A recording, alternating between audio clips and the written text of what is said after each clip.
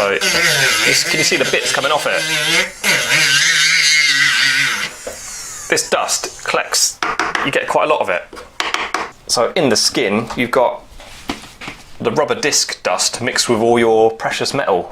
Next, a piece of paper. I recommend white paper, it doesn't really matter, but you can just see it a bit better. Fold it in half down the middle.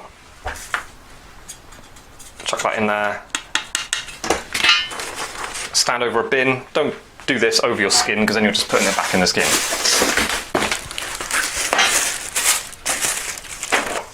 There's like, you see a hair there. There's like, this is all just silver dust and rubber wheel dust. But you get dust from like the wood off your peg as well. All goes in there.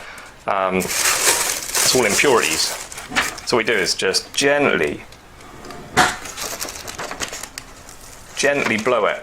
And what happens is the rubber dust weighs less than the metal dust. So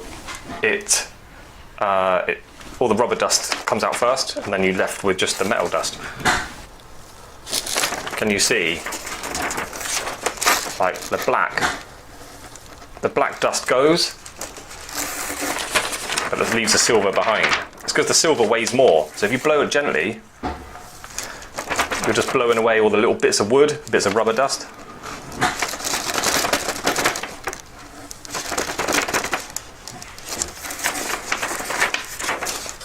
It's up to you what you want to do. You might lose a little bit of the metal. I think platinum is much more dense metal, it's much heavier, so it stays put much easier than silver.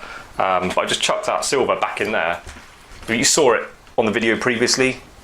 There's a lot of black in there, but now just chuck that in there. It looks quite clean again, look. Just separated a lot of the black out.